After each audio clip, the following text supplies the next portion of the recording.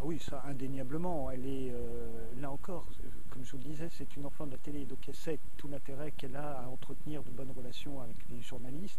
Elle sait se montrer disponible. Elle sait aussi être vassarde. Elle a hérité ça de son père. Donc quand il y a des articles qui lui déplaisent, quand il y a des questions qui lui déplaisent, elle n'hésite pas à attaquer.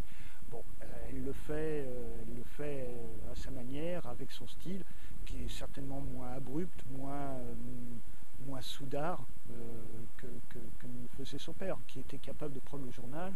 Enfin, ça m'est arrivé une fois, il a pris Libération, il me l'a balancé à mes pieds en disant reprenez votre torchon. Bon, la fille ne fera pas ça, mais elle est capable aujourd'hui de bien faire comprendre qu'elle n'est pas d'accord, qu'elle n'est pas contente, etc. Je pense qu'elle est plus, elle, dans une optique comment je vais les utiliser, alors que son père n'avait pas forcément cette démarche. Voilà, c'est soit les journalistes étaient avec lui, soit ils étaient contre lui. Elle ne place pas le curseur entre ces deux points. Je pense qu'elle est vraiment dans une vision très, très utilitariste, comme beaucoup d'hommes politiques aujourd'hui d'ailleurs. Ça date déjà depuis un petit bout de temps. Ça date, à mon avis, depuis 2002, même un peu avant.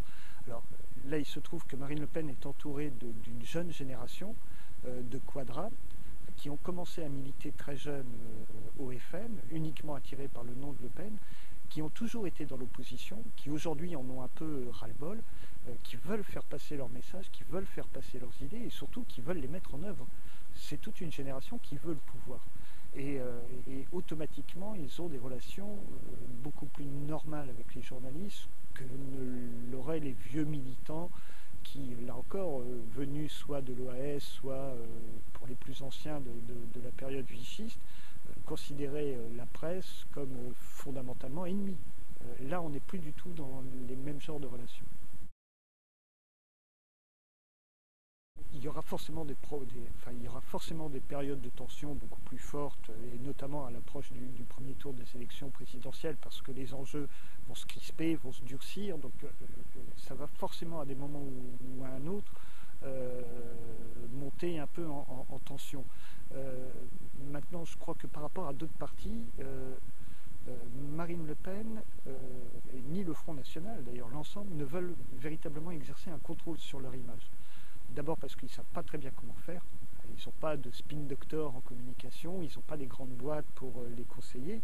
Donc c'est un peu de l'artisanat.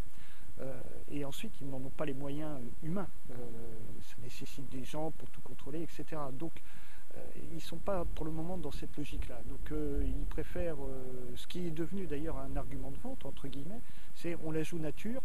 Et puis bon, on verra bien ce que ça donne, quoi.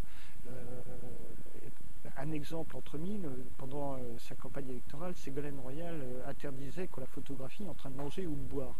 Bon, Marine Le Pen, elle s'en fout qu'on la photographie avec un verre à la main.